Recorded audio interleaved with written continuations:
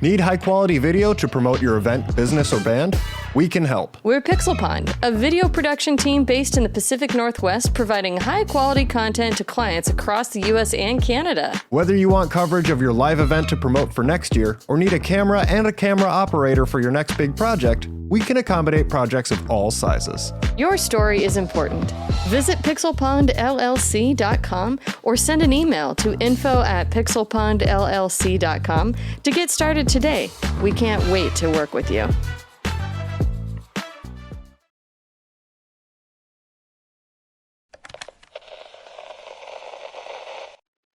Parental warning. The following podcast is rated E for everyone. Please podcast responsibly. This time on Gamers Week podcast.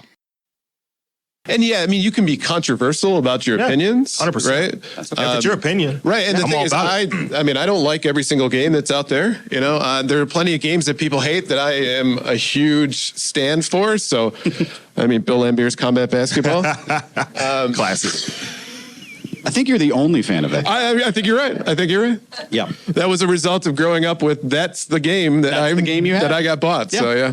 Come to the con, get a free Bill Lambert's Combat. We're just handing these out. Like, please take it. God.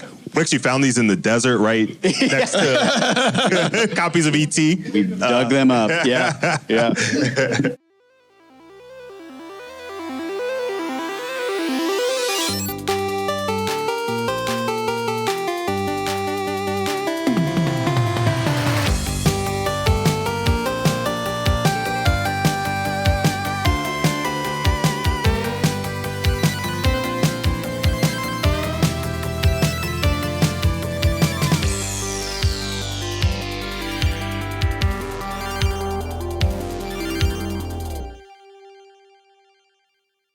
Hey everybody, this is Ryan, aka retrogamebrews, and just wanted to hop on here real quick to give you some context for this week's episode.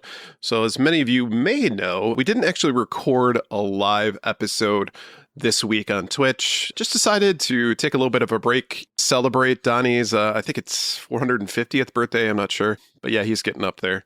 And so rather than, though, leaving you guys empty-handed for the week, wanted to provide you guys with some fun content I recently got to be a part of.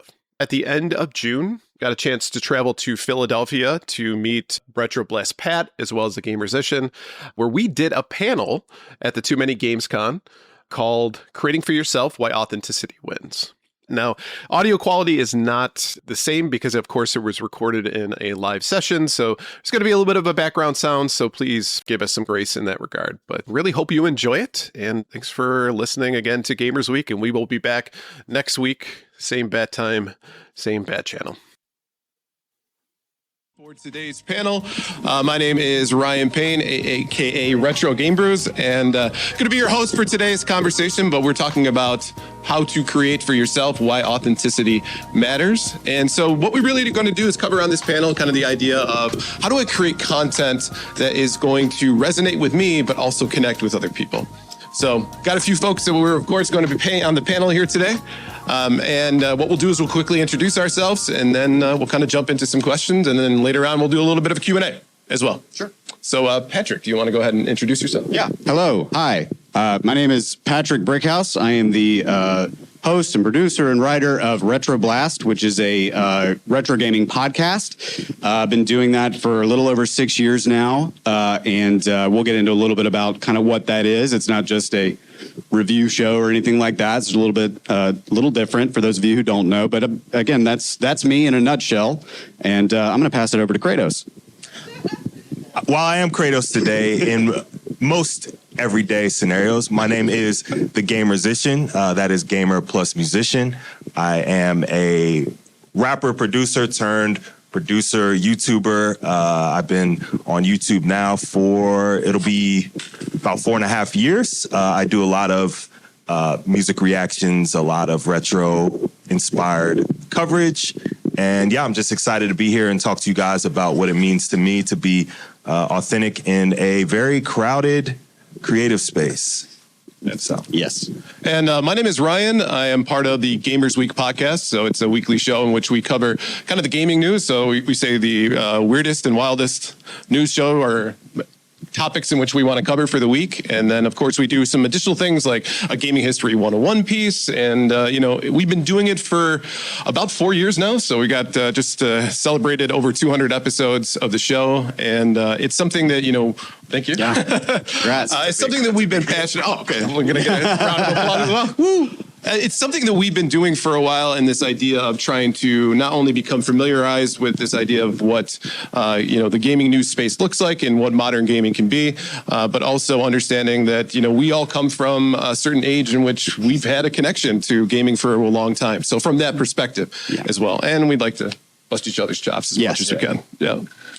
So as we look into today's panel, one of the things I do want to kind of preface this is that we are not experts. We're not claiming that everything that we're doing here today is going to be, expert advice and that you should do exactly what we're doing. A lot of what we've been doing, of course, has been trial and error. Yeah, totally. A lot of failure, and we recognize that we can empathize with anything that if you guys are interested in content creation, you've been through yourself. In any form. Right. Yep. correct. So I really kind of wanted to kick things off at least with some questions. So the first question I think that we could kind of answer for the three of us is, first of all, when you started to get into content creation, what were you making and who were you making it for?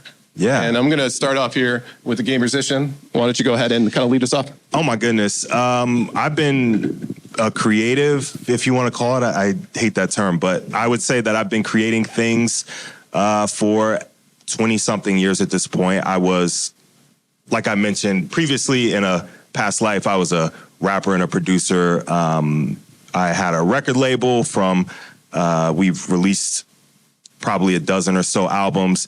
And somewhere around 2016, I released my last full-length album. And I kind of hit this point where I was a little older and I wasn't so sure that I still wanted to pursue that so heavily. So I kind of floundered a little bit with creating things. I was still releasing music here and there, but kind of was a little lost. And I've been a gamer for, much longer than I've made music at this point. And gaming's always been something I've been super passionate about, and gaming music especially. So I said, well, why don't I take the two things that I am most passionate about and find a way to combine them in a way that felt unique to me and felt different than things that I'd seen out there. So that was where the Gamersician was born. The concept was to take my love of gaming and my love of music and my knowledge of music and kind of display that a little bit more in the music production standpoint. So a lot of my coverage is around music, the music in games and stuff like that. So that is kind of my pathway. Yeah, I started in a very different field. I don't think most rappers end up with gaming YouTube channels. Maybe some of them do, but it was just a natural fit for the things I love. And I think that's a huge part of creating and making something that is your own, is to not just think like, oh, I want a Minecraft channel, I want a whatever channel. How can you bring the things that you have deep knowledge about and that you're super interested in and thoroughly understand and present it in a way that makes it fun, interesting, and unique to an audience that is different, is about what you do. And that's kind of what I've done for the past 4+ years. And it's finally starting to pay off. I'm having some success very recently that is, hard earned, I would say. Yeah, don't let him downplay it. Yeah. He's had some really good success lately. Yes. Yeah. And, but I do these things for me, and I started from a place of just joy and passion for these two things that I tried to bring together. So, yeah. Fantastic. Pat, what about you? Where did you start and who were you creating for? My mom. Just kidding. That's okay. No, I started actually, funny enough, God, this is going back a little ways now. About 15 years ago, I started on YouTube. Actually, no, I started on YouTube / there was a website that is now gone. Some of you might be one person in this whole con who might remember it. It was called gotgame.com. This is back in the days when YouTube was not the primary. Exactly. Yeah. Yeah. It was like Retroware TV. It was one of those. There were a lot of different content creators on the site. And that's, again, when people would go to websites to actually watch content, not just YouTube. Some of you may remember. I see some heads nodding there. Yeah. So I actually was living in Korea at the time. I was teaching English over there, and I was bored at night, and was playing video games, and just like started to get in that time of my life where I was like, I want to play the games I played when I was a kid. That's when it hit, right? And so I started doing that, and then I had been watching these websites as well to, see other people's content, stuff like that. And so then I started to go, you know what, maybe I'll just do it myself, right? And so I got into some editing, and I started doing some video creation, and I reached out to them, and I sent them a review for Silent Hill 2, actually, was what I made. I just wanted to make it. It's kind of coming back to that. I just wanted to make it. Yeah, and I was like, I love this game. I want to talk about it. Yeah. And so I sent it to them, and they were like, yeah, we want you to join. And I was like, oh, okay. And so I did, started there. A buddy of mine who was in Seoul with me also helped me with some of that creation. By the time I moved back to the States, this is around 2013, 2014, started up a full YouTube channel. And the reason that I did was, at the time, I wanted to make it. Right? I wanted to get a big YouTube channel, and I wanted to have however many followers, and I wanted to be successful and all that kind of stuff. And I got my other friend who I grew up with to get involved in that. Went through a lot of work, a lot of figuring things out, creating content, started there. It failed, right? Straight up failed. Did not. It had some success here or there. Did have people that came and wanted to see the content, enjoyed it, but it was hard to get yourself seen. As many of you know, even now, if you create anything, it is really hard to get people to look at it at all, right? So I just gave up, right? At that point, I was like, okay, this is not going to work. Wait. Fast forward a few years, around 2019, I was literally sitting on my couch, and I was just like, I need a creative outlet. I need to talk about this stuff. I love video games. I've been playing them since I was a little kid. They mean a lot to me. What do I do, right? I don't want to do YouTube again. This just wasn't for me. YouTube's great, but I was like, I would rather. It's tough, yeah. But that's not to say you shouldn't do it if you want to do it. I think this plays into that. And I was thinking, what about a podcast? Why don't I just do a podcast, and I'll just do it for me. Right? I'll just do it because I want to do it. And that's where it started, right? So I got with a friend of mine, and initially they were heavily involved in the show, and we just did it. Straight up just did it. Just kind of sat down, got some the best mics we could afford at the time, and just recorded the show. I did my best to make it as quality as possible. It's still up, by the way. It's still there. You can listen to how much the show's changed since then. So that's where it started. And the reason that I started, again, was because I needed a creative outlet. And that is still there, but something else has also happened since then, which I'll get into in a bit, and as to why I'm still doing it. So, yeah. Fantastic. Yeah. Awesome. Yeah. And I think, I have kind of a similar story where, back in like 2006, I started to watch kind of the angry Nintendo nerd back then, and really got into the kind of that space. And then right around 2010, 2011 is when I started to meeting normal people who were into that. Like, have you heard of this guy, AVGN? I was like, okay, yeah, right, clearly. And so it was like, all right, well, maybe this is something I can do too, because I've got a lot of opinions. I like the content. These are things that I could do. But I didn't want to do the exact same angle as just like a review show where I curse and stuff. There was plenty of people out there who were trying to emulate that. So I started off with this crazy idea that I was going to play final bosses of video games as like a first-time run-through, and that did not work at all. It was called Boss versus Noob. It was atrocious, right? Terrible name. It was just awful. Yeah, and maybe we should revisit it. Right? Yeah. It's still my email address though, which is funny because every time I log in, it's like, oh yeah, I remember when I did that.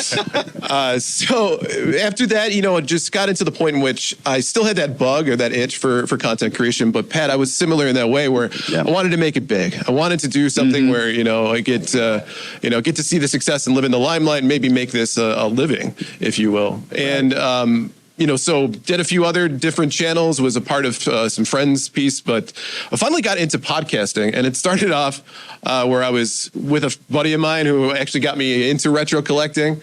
We would talk about video game stuff, and then we would drink beer and talk about the beer. And that was dangerous. And we were doing it for ourselves, I think, at that point. And in fact, we weren't even on like an RSS feed. We were sending out emails to people with like a Google Drive link, friends and stuff, and like, hey, share it with your friends if you want to. We did maybe 10 episodes of that, but I started to have some folks on as guests that were legitimately doing podcasts. And so it was, how do I get into that space and feel comfortable and proud of what I'm doing?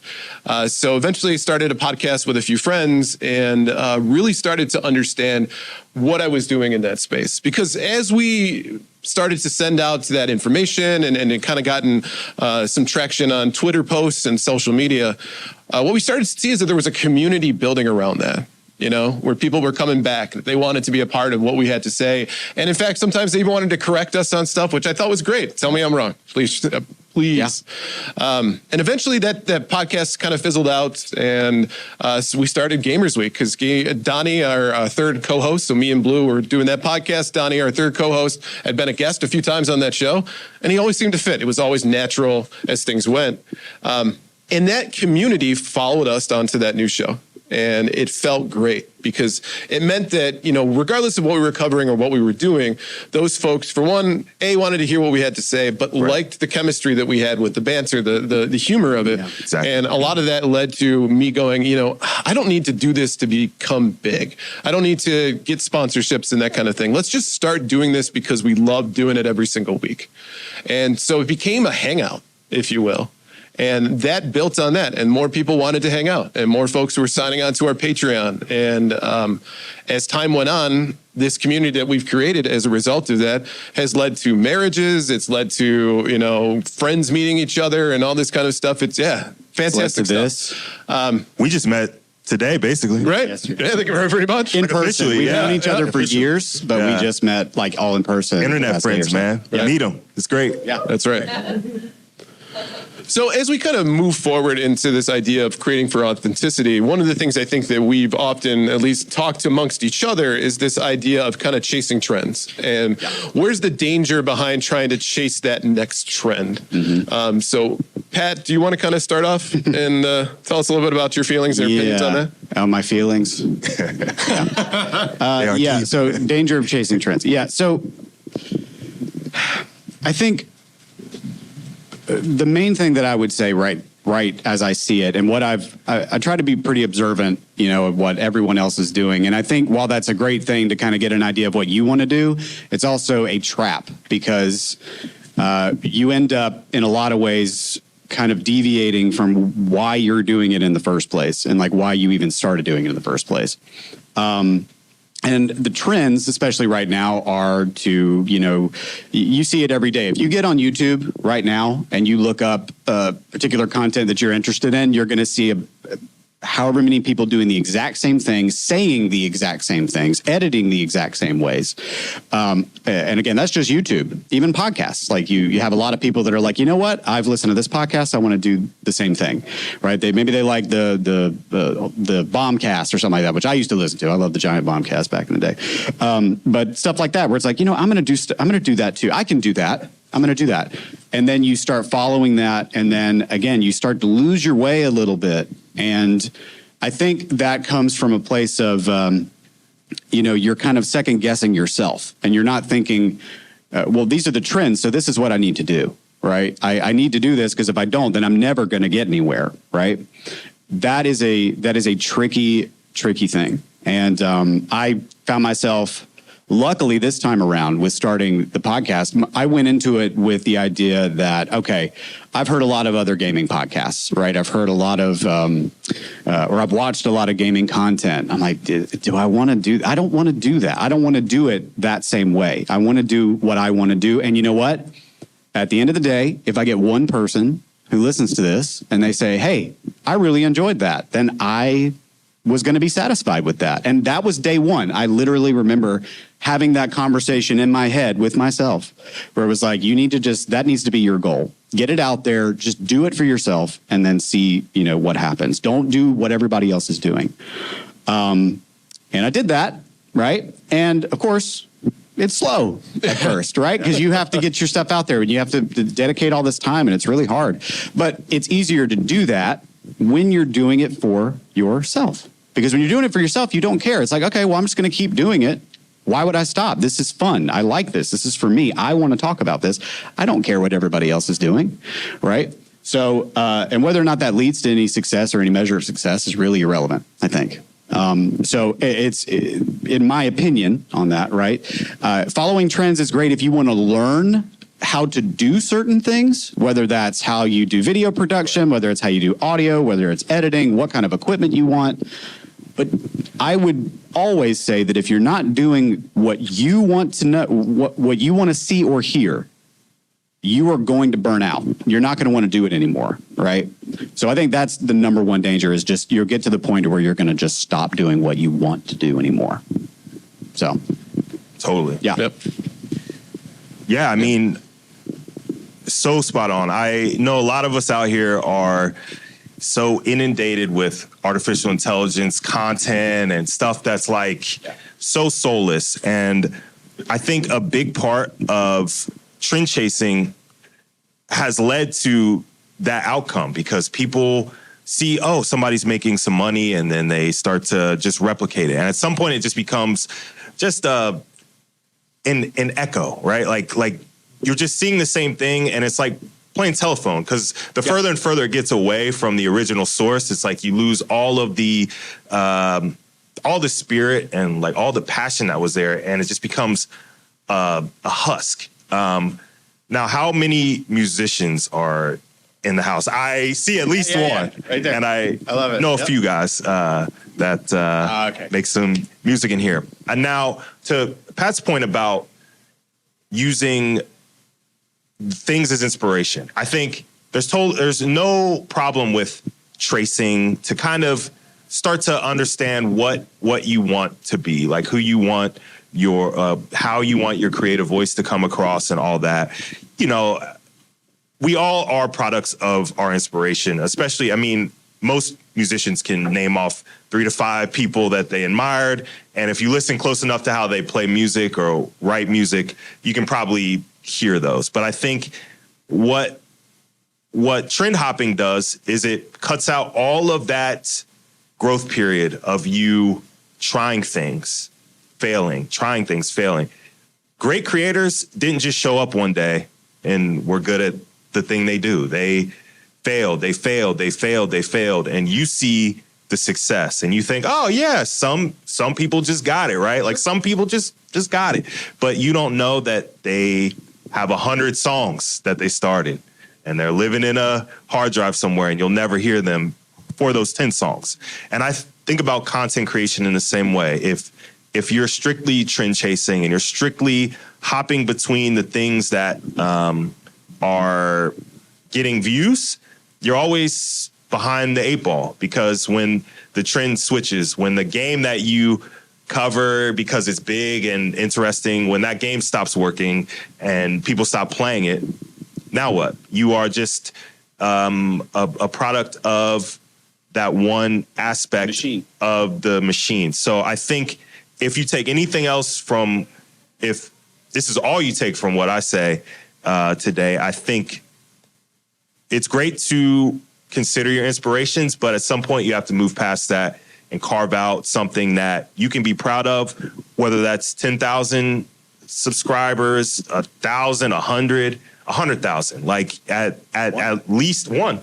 Yeah, I mean, that's something that you can be proud of. And I know the hardest part of creating is when you have to have that honest conversation with yourself about if you can keep doing it. So I get that there's this need to at least have some success to say, things are going in a direction. So that's always going to be there. But you can only get to that point and past that point if you're creating something that's captivating to your audience. And you're not going to captivate an audience just by following people around everywhere. You got to create a pocket for yourself. Yeah. You know, if there's any drummers, you got to find a rhythm. You got to find the rhythm and keep with it. And your rhythm will be different. And that's fine. That's good. That's better than fine. That's fantastic. So find your rhythm and find your groove and stop chasing others. So. Yep. And I'll echo that as well. You know, finding that rhythm, I think, is a big part of being a content creator and finding time to really take pride in what you do, because you start to see that over time. You start to recognize that what the content that you're creating is getting better day over day. I think with tracing trends, you know, it's easy to chase trends, but not take pride in the work that you do. So a lot of times what we're looking at is that if you're chasing the new thing. They're really chasing money. Well, that's it. A lot of people You're chasing not necessarily the love of the art of it. Right. You're chasing something specific. And so what ends up happening is you are just trying to pump out content as much as possible, trying to do as much as you can in order to stay on top of that next trend, the next trend, the next trend. And when we talked about burnout being a part of it, that's one thing that can lead to it. But the other piece is just the quality of your content gets so much better when you love what you're doing, when it's passionate. You look at your content and you go, you know what, I would have done something differently next time. Yep. And you do it. You figure out a way. A lot of times too, especially if we're talking about like editing audio or video, you're gonna find new tutorials, new tricks, and new tools to use in order to make it that much better. And so as a result of that desire to kind of get famous as quick as possible, cut a lot of corners. Well, that's it, is you're gonna cut a lot of corners in order to get there. And over time, the more high quality that you put out there, the easier it is for people to find you and connect with you and think, wow, you know, and as you kind of pointed out, you know, the person who gets really successful in music had 100 songs that you've never listened to, right? I mean, it's the same thing, like Led Zeppelin didn't become famous overnight. They grinded it out, right? And when they did become famous, that was some of their best work because they had, they were ready. Exactly. And I mean, we've been doing this for so long, I think, too. What I think we find is that there are plenty of people who are overnight successes, and then, you know, a year later, it's like, where are they? You know? And so what I think, I mean, we all experience burnout. We had a point in our show where we took a 2-month hiatus, which tanked all the numbers that we had, you know, and it really hurt our momentum. But because we loved what we did, going back to it was just naturally going to happen. Right. Rather than just say, you know what, I'm done, I'm going to move on to something different. Yeah. We had people, of course, going, hey, when's the next show? When's the next show going to come up? So, I mean, that's certainly motivation. But we would have never gotten back to this if this wasn't something that was fun to us and that we're passionate about and we just enjoy doing on a weekly basis. So, again, finding that authenticity in what you do can help you continue to navigate the storms. Because again, it's not easy out there to create as far as content are concerned. But to your point, those little successes that we see, right? So that one person that subscribed to your channel when you first started that wasn't your mom, you know, you're like, yes, somebody's out there, sub to my channel. It's those kinds of small little wins that get you to the next level, you know? And I mean, we'll talk about this a little bit later, but there's so many stories that people have come to us and said, hey, this content has had an effect on me in some way. And like I said, we'll get into that, but that's the kind of stuff that, you know, you end up losing out on when you're chasing trends. And I just want to add one thing. Sure. I think we as content creators need to be the change that we want to see in the world too. Look at YouTube and you type in your favorite game or your favorite whatever, and the first 100 hits are negative usually. It's like, I pride myself, big thing is like, I don't like to chase negative trends especially. I don't want to be like, this game is, you know, failing and here's why. I mean, there's a million of those videos and they get a bunch of views and all these comments are negative or positive. They're like, yeah, I hate that game. And it's like, it's very baity, like it baits people into it. And yeah, you can do that, I guess, you know, like you can join the parade, but then I just think you're adding to the problem that a lot of content is just in the spiral of negativity. And we all know gaming right now is in a little bit of a rough spot. So I think we owe it to ourselves to highlight the good parts and the things that we actually actually enjoy instead of harping on the many woes, RAM related woes. Yeah, I would say we all do pretty positive content, and we'll talk about that a little bit. But like, we all try to just who we are. You know, like we don't. I remember that. I mean, I thought Angry Video Game Nerd was hilarious, like back in the day. You know, nothing against him now, but like, I'm past that. Yeah. You know, I'm at a time where I don't want to do that anymore. If I don't like a game, I'm not going to play it. I'm not going to, you know. I want to talk about. Yeah, I want to talk about why I love it. Right. I want to talk about why it's special. We'll get into that, but yeah, that's it. Chasing that, whether it's trending around, you don't have to do that. You can say, okay, 1,000 people are doing it. I can be the only one that's not doing it. I don't care if I get as many views as them. I'm going to do what I want to do. Doesn't matter. And I think you're right. I mean, if we're looking at like rage bait stuff, that's pretty easy. That's a great way to get eyes on stuff. Yeah. Right. But the eyes that are coming to your content for rage bait are probably not the ones that are going to stick around. You're not going to stick around. Right. Yeah. They're not going to be the folks that come to you every single week because let's be honest, if you're just doing rage bait stuff, that gets tiresome real quick. Yeah. You know, and they're the first people that will bail on you. 100%. Yeah. And so, you know, chasing trends, it falls into that. But I mean, it's really easy to try to be that one that creates controversy, right? Yeah. And I mean, you can be controversial about your opinions, 100%. Right? If it's your opinion, right? And the thing is, I mean, I don't like every single game that's out there. You know, there are plenty of games that people hate that I am a huge stand for. So, I mean, Bill Lambier's Combat Basketball, classic. I think you're the only fan of it. I think you're right. Yeah, that was a result of growing up with. That's the game that I got bought. Yeah. So yeah. I'm willing to pay you to take those. Come to the con, get a free Bill Lambier's Combat. We're just handing these out. They're like, please take it, God. We actually found these in the desert right next to copies of E.T. We dug them up. Yeah. So as we kind of move into this idea of, you know, creating for yourself and kind of avoiding some of the traps, like how did you guys find your creative voice? Like how were you able to bring that to the table and where did you realize and say, hey, this is it. This is what I want to do? Yeah, I mean, if I start,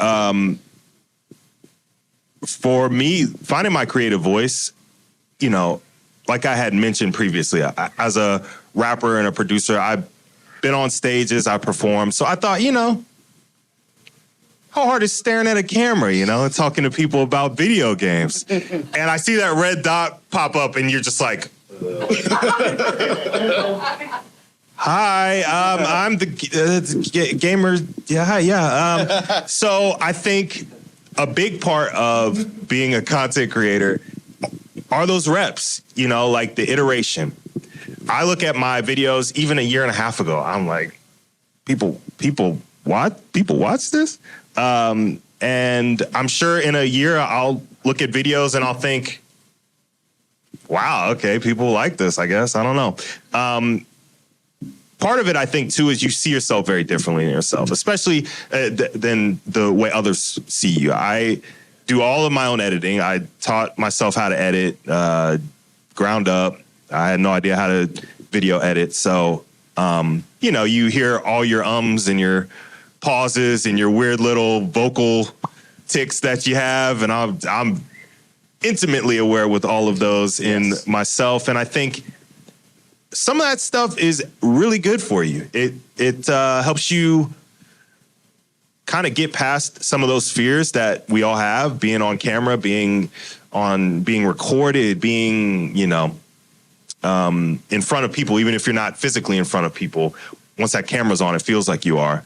And I think going through all of that is a huge part of finding your voice, because we all think we know how we want to present ourselves and how we want to come across on a podcast, on camera, but so much of that is natural progress and how you grow as a content maker, and how you bring your personality to those things. I always say that my personality on camera is totally me, but it's just like the fader is pushed to past zero, you know? It's like I just amplify those things, and you have to figure out which parts of your personality that you think work better on camera or recorded, and you kind of pull things up, you kind of pull things back to just kind of fit the way you want to present yourself. Because ultimately, there's probably 1,000 ways that you could be on camera and present yourself. So you have to make those decisions actively. And I think I just did that through iteration, through trial and error, through hearing how stupid I sound when I say certain words. You know, it's like you internalize that and you have to bring that out in a positive way. And that's, I think, the best way to find your voice is to just be comfortable with feeling like it's not good, because you're always going to feel that way. I feel that way with old music. I feel that way with old videos. You're just always going to feel that way. But the audience, if you captivate an audience, if you grab the audience, they will not feel that way. Even if you flub a bunch of words and you screw up your audio. Well, don't screw up your audio. That's the worst thing you can do on YouTube. Yeah. Good audios, Paramount videos, whatever. But good audio, don't screw up your audio. But everything else is cool. And I think as well, one of the things that I ran into trying to find my voice is that I'm an extreme introvert, right? I'm the kind of person that put me in a room and that is my nightmare. If there's, 80 people in there. You're living it. Yeah, they're right. It's like right now. Yeah. Hey, how about that? So for me, for a while, it was difficult to kind of find that because to your point, you put yourself, you hit that record button for audio and you're like, it's the vocal version of I don't know where to put my hands, right. So finding that voice was difficult at first because I just didn't know what to say and how to articulate myself in that space. And then I used inspiration from others, listening to other podcasts, trying to figure out exactly how I wanted to be there. Because I had opinions. They were up in here. I just couldn't get them to kind of come out through my mouth. It's funny because you have such a great speaking voice. Which, I appreciate that. And I hate compliments. So. Whoops. I just met this guys. I just met these guys. Sorry. But yeah, I mean, and so getting over some of that in order to really allow yourself to reach your passions, I think is what's fun. Finding that space and saying, I can do this. I can get there if I just am willing to push myself to the next level. And finding that voice takes time. You won't necessarily know you found it until somebody comes to your channel or whatever and says, man, I really like that opinion. I really like what you had to say about that. And you're just like, oh, well, I finally have found somebody who agrees with me. Let's continue to do this because it's what I like. Finally. Yeah. So I guess what I'll say on that, how I found that voice is interesting to me thinking about it now. But like I said, I started the podcast in 2019, and the goal from the beginning was just do it, right? And if you go back now and you listen to the show for the first year or two, like I said, you can hear the growing pains. I learned a lot in that time. And there have been times where I've thought, maybe I want to go back and redo those, right? I talked about a game I really think I could talk about again in a lot better way. But I haven't done that, right? I want to leave it there because I want to go back and see how much I've grown and how much has changed. But the biggest thing is just how the show itself has changed because, and it's just because of the natural, like having people come on the show and actually talk to me. And usually I have on one guest. For those of you who haven't heard Retro Blast before, I've been on there a few times. Yeah, they both been on more than a few times. You're about to get a free sub because you've been on almost 6 times. So. He's pretty close, but again, so typically it's me and then I have a guest, right? It is just me and them, and we have one game. Every single episode is about one game every time, and we talk about that game for a while. Exhausting. But the thing is, and what I found, like I was initially nervous because I was like, okay, I need to talk about the music, and I need to talk about this, and I need to talk about what's not great about it, and I need to talk about that.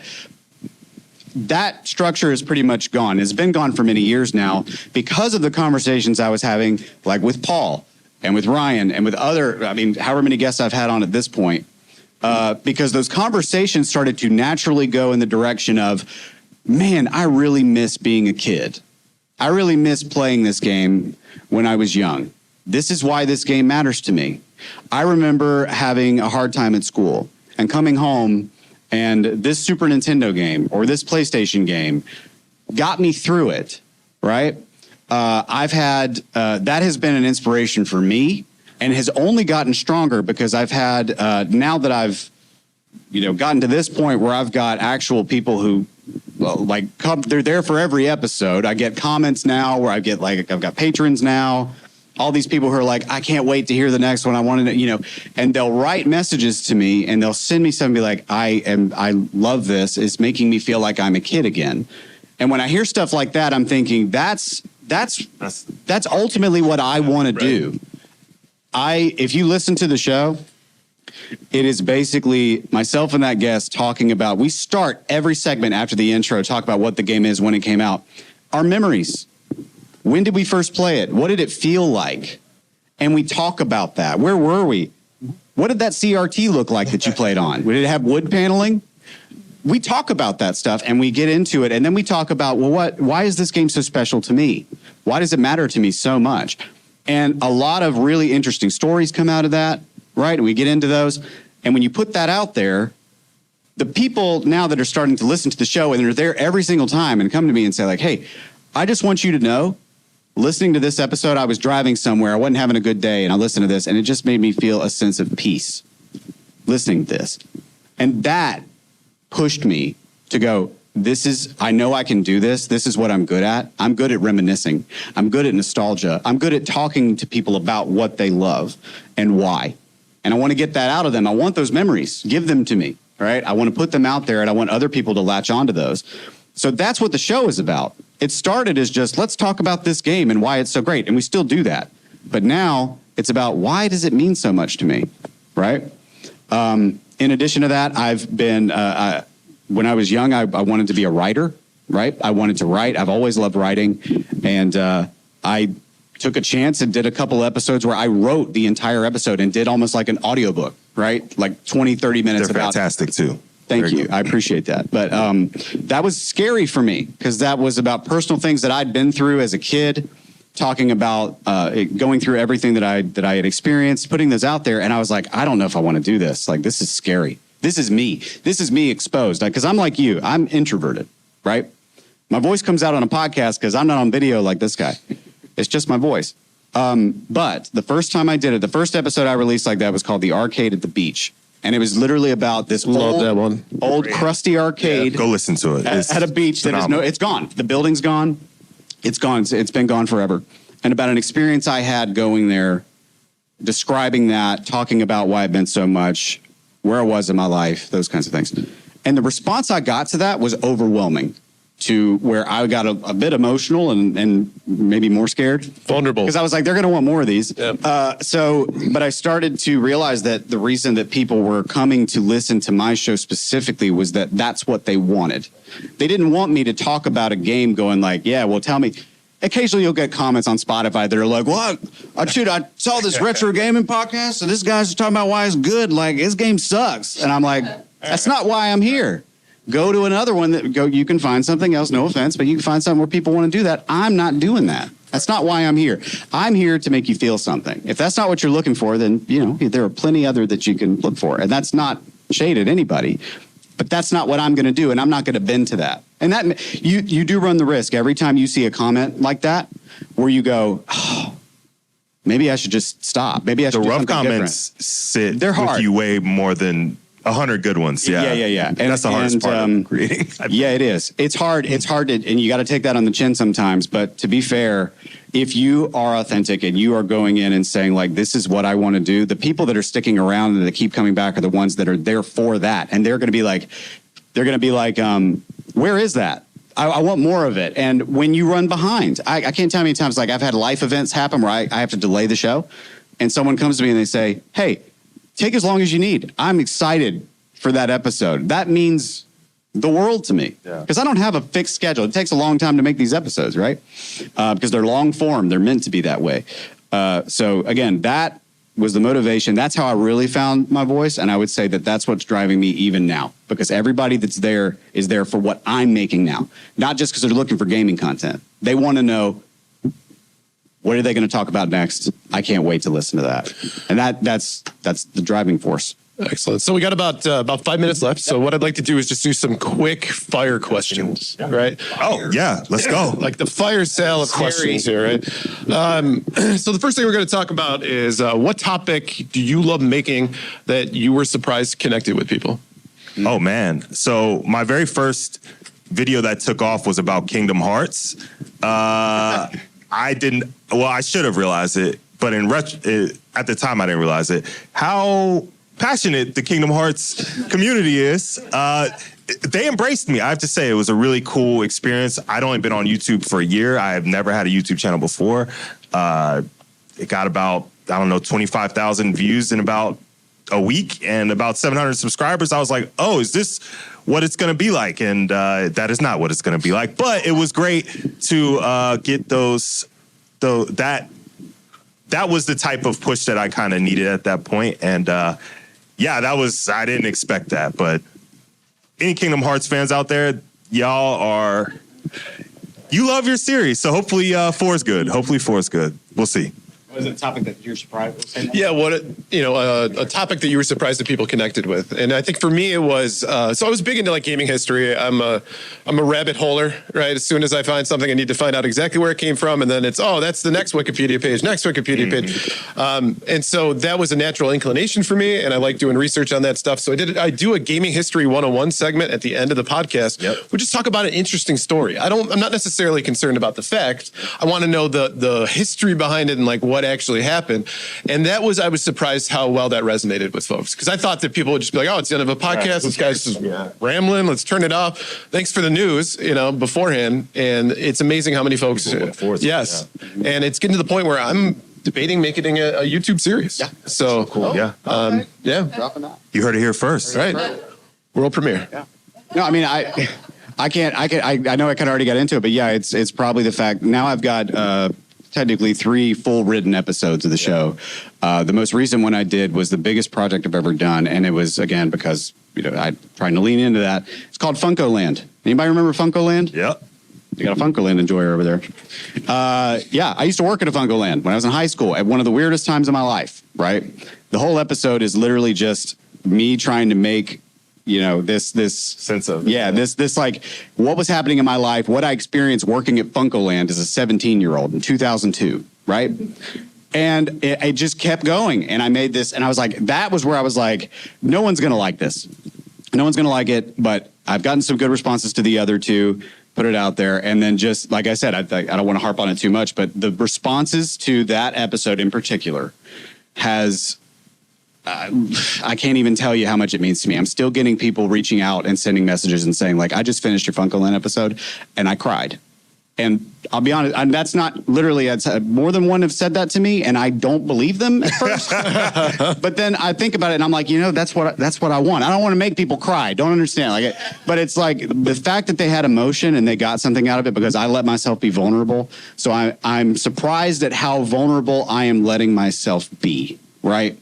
So I'm surprised that I've gotten into this and let myself get into these types of topics about my life because I am a private person. I don't like to do that. But through this, I have, and I'm just surprised at the response to that. I never thought I would get there. I thought it would just be about just the game. But here we go. So to kind of wrap up a bow on it, what's a piece of advice that you guys would give to somebody who wants to create content but is worried nobody's going to watch it, listen, whatever? Be ready for the bumps. There's going to be a lot of ups and downs.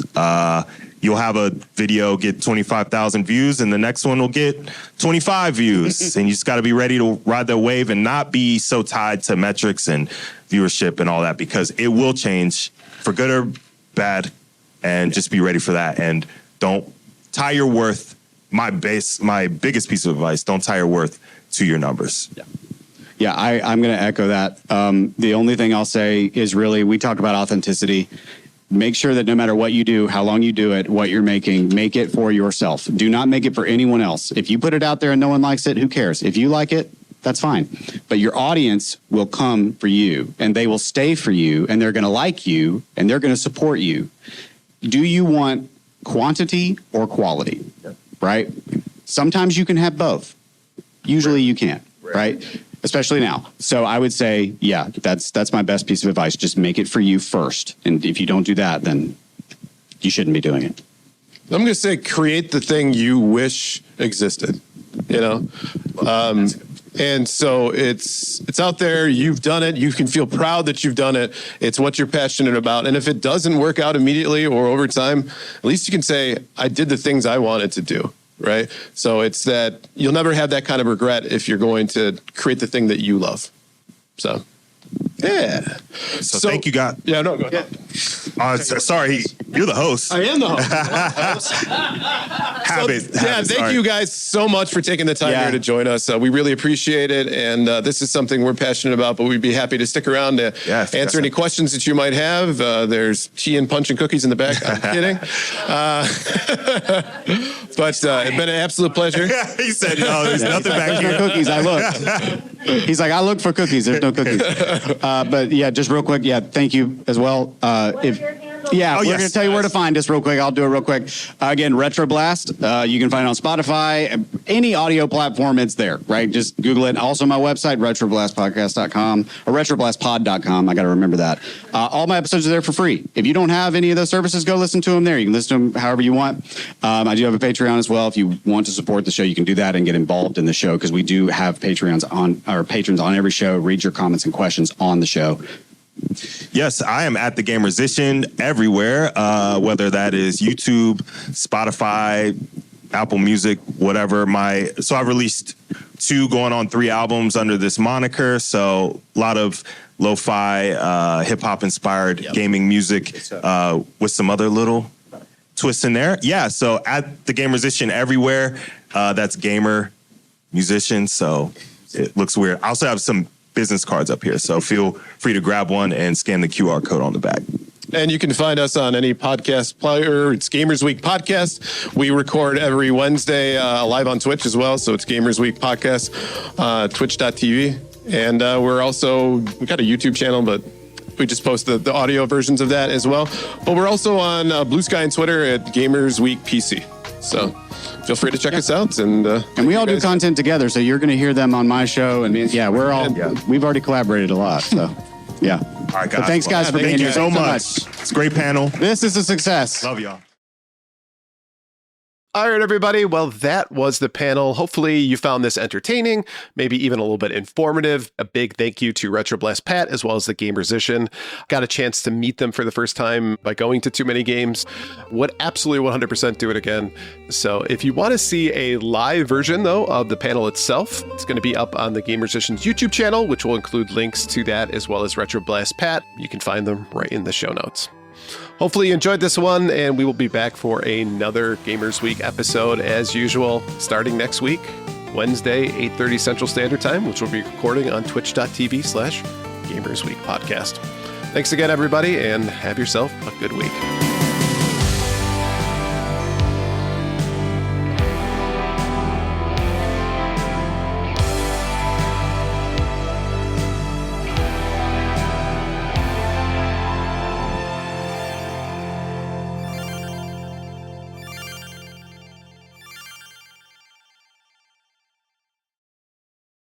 In the 1990s, Bill Laimbeer was basketball's meanest player. Now it's all plain mean. Bill, what do you say? I say we'll thrash him. Get out of my face. It's the new Super NES 1 or 2 player game, Bill Laimbeer's Combat Basketball from Hudson Soft. No refs, no fouls, only one rule to win. Up to 8 challenges, assemble teams, and compete in league play. Get yours. Call 800-82-HUDSON, extension 1 for free tactical tips for Combat Basketball. Welcome to Gamers Week Uncut. Welcome to Gamers Week Uncut. Welcome to Gamers Week Uncut, patrons with benefits. This is the unscripted, patron-only bonus cast with less editing and more dirty jokes. We don't know where the conversation will go, but we're sure it will be weird. This fish just went right on my nipple, and I'm just like, I Google Street Fighter 6. The first search result that comes up is people think they can see Ryu's in the Street Fighter 6 reveal. Listen up here, kids. You're not going to want to get one of those VD-STDs things, right? Make it fall off. When you go, grab a pro. You'll be doing it for America. That was perfect. If you want to hear weekly episodes of our patron-only bonus cast, join us at patreon.com/gamersweek.